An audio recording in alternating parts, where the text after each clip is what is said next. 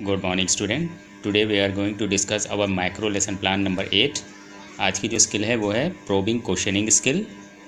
तो शुरू करते हैं। सबसे पहले हम क्या करते हैं, टॉप के ऊपर डेट लिखते हैं। आज की डेट है 27/6/2021। सब्जेक्ट ये साइंस सब्जेक्ट है। टॉपिक क्लास 6 क्लास का प्लान है। पीरियड सेकेंड और ड्यूरेशन क्योंकि माइक्रो लेसन प्लान है 6 मिनट का होगा ये। तो टॉपिक हमने बताया था कि इससे पहले एक स्टेटमेंट ऑफ एम दे देते हैं कि today we are going to discuss about matter, इतना बोलिएगा। और ये जो है मैटर लिखकर यहाँ पर उसको अंडरलाइन कर दीजिए कि ये हमारा टॉपिक हो गया। तो स्किल, चलिए आगे बढ़ते हैं। ये स्किल क्या है, प्रोबिंग क्वेश्चनिंग स्किल। इसके कंपोनेंट्स हम लोग देख लेते हैं। कंपोनेंट्स, पहला जो है वो है prompting, second seeking further information, third refocusing, fourth one redirecting and fifth one increasing critical awareness. तो इसको वन बाय वन अभी हम देखेंगे लेसन प्लान के अंदर। तो चलिए आगे बढ़ते हैं। सब्सक्राइब कर लीजिएगा मेरे चैनल एजुनेट विद शाहबाज। इस तरह से एक प्रेजेंटेशन टेबल बना लीजिएगा। इसमें serial number, teaching point, people teachers activity, people response और कंपोनेंट्स लिख लीजिएगा। तो सबसे पहला सवाल है मैटर। जब हम पूछते हैं, जैसे टीचिंग पॉइंट है हमारा मैटर, तो हमने एक डायरेक्ट क्वेश्चन किया व्हाट इज़ मैटर। अब इस पर नो रिस्पॉन्स आया। यहीं पर प्रोबिंग क्वेश्चनिंग स्किल का जो है यूज़ करते हैं हम लोग। अब समझ लेते हैं प्रोबिंग क्वेश्चनिंग स्किल है क्या। बेसिकली ये प्रोबिंग क्वेश्चनिंग स्किल क्या होती है, जब कभी कभी हम क्लासरूम में क्वेश्चंस करते हैं और जब क्वेश्चंस का हमें आंसर नहीं मिलता है स्टूडेंट से, स्टूडेंट जो है एकदम साइलेंट रह जाते हैं, कोई रिस्पॉन्स नहीं मिलता है। जैसे इस केस में हुआ, मैंने पूछा direct question what is matter, अब कोई रिस्पॉन्स नहीं आया। तो पीपल टीचर्स इस कंडीशन में क्या करेगा, तो यही स्किल उसको इस मुश्किल से बाहर निकालती है। अब हम क्या करते हैं, सबसे पहले प्रोबिंग का यूज़ करते हैं हम लोग, प्रोबिंग क्वेश्चनिंग स्किल का। उसमें जो पहली चीज़ है, हम क्या करते हैं, इससे मिलता जुलता एक सवाल करते हैं। जो मैंने सेकंड क्वेश्चन किया थोड़ा सा इजी बना दिया। इसी क्वेश्चन को मैंने कहा which machine is use to measure body weight. Student का रिस्पॉन्स क्या है, weighing machine is use to measure body weight. अब मैंने यहाँ कंपोनेंट्स कौन से यूज़ किया, नंबर 1 कंपोनेंट। अब देखते हैं 1 है क्या। 1 जो है वो है प्रॉम्प्टिंग।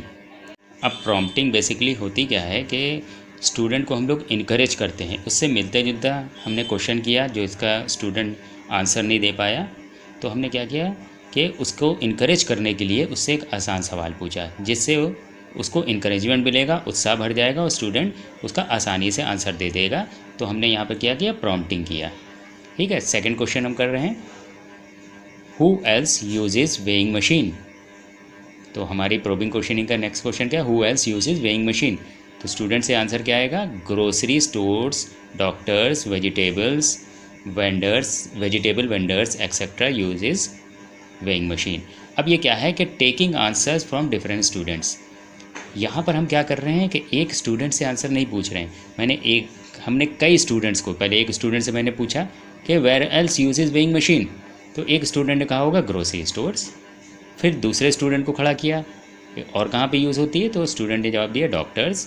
फिर तीसरे को मैंने कहा तो उसने कहा वेजिटेबल वेंडर्स। ऐसे हो सकता है 1-2 आंसर्स और आ जाएं, तो मैंने एक्सेट्रा लिख दिया है।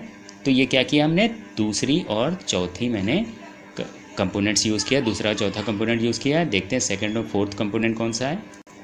सेकंड जो है सीकिंग फर्दर इन्फॉर्मेशन और फोर्थ वन है रीडायरेक्टिंग। अब यहाँ पर हमने क्या किया कि मैंने स्टूडेंट से और जानकारी लेने के लिए मैंने जो है उससे पूछा where else using weighing machine. तो स्टूडेंट ने मुझे एक्स्ट्रा कुछ जानकारी दिया कि यहाँ पर हम वेइंग मशीन यूज़ करते हैं। अब मैंने एक स्टूडेंट से सवाल किया, 2-3-4 स्टूडेंट से मैंने क्वेश्चन किया। तो फोर्थ मैंने रीडायरेक्टिंग, जो फोर्थ कंपोनेंट था रीडायरेक्टिंग, मैंने वो यहाँ पर वो यूज़ किया। रीडायरेक्टिंग में क्या होता है कि मैंने वही क्वेश्चन को मैंने दूसरे स्टूडेंट से भी पूछा। तो जो दूसरे से स्टूडेंट से पूछा, फिर तीसरे स्टूडेंट से पूछा, तो मुझे जो है उससे मिलते जुलते और आंसर्स मुझे मिल गए। तो ये रीडायरेक्टिंग, मैंने रीडायरेक्ट किया, पुनः निर्देशन कर दिया मैंने क्वेश्चन का।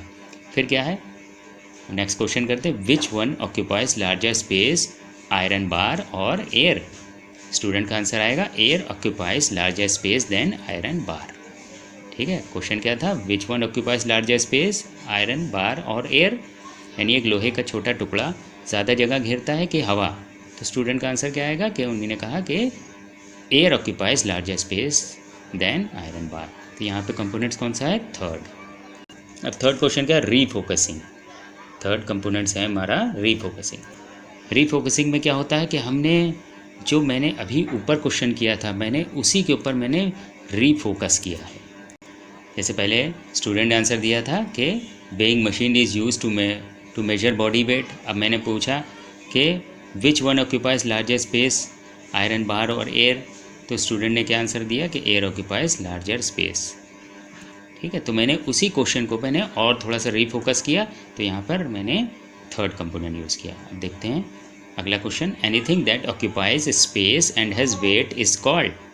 अब मैंने देखिए यहाँ पे वेट मैंने यहाँ पे स्टूडेंट ने आंसर दिया, यहाँ पर स्पेस आंसर दिया स्टूडेंट ने, यहाँ पर क्या आंसर आया, वेट, और यहाँ पर आंसर आया मेरा स्पेस। तो मैंने पूछा anything that occupies space and has wait is called dash, यानी जो जगह घेरती है और जिसका वेट होता है उसको क्या कहते हैं। तो स्टूडेंट क्या आंसर देंगे। अब देखिए स्टूडेंट को जो है वेट का और स्पेस का दोनों की नॉलेज हो गई है, तो स्टूडेंट्स का आंसर दे सकते हैं कि मैटर।